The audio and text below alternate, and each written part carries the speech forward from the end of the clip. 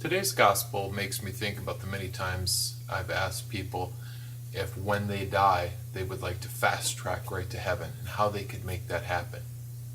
Well, I say that we do that by starting now in loving God and in loving other people, even people that we're not crazy about. So why is it important to love God now?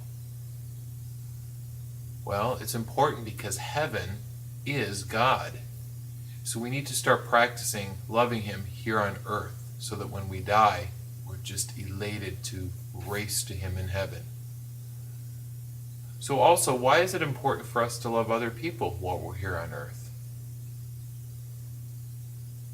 Well, when we love other people here on earth and they die, they go into heaven. And when we die, we go into heaven to be with them.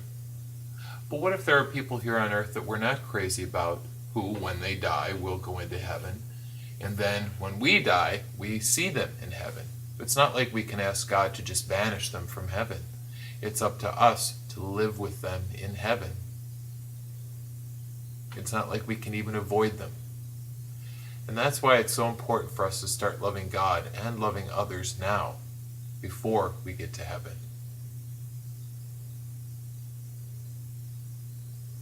And really, if you stop and think about it, we don't have to wait till we die to get to heaven. That we can try to make life here on earth more like heaven.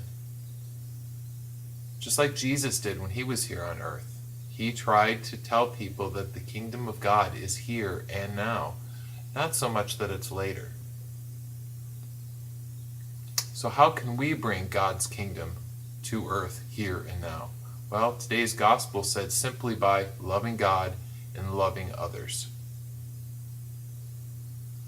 What does it really mean to love God? Well, it means we want more than anything to be with Him, to detach ourselves from sin, because sin separates us from God.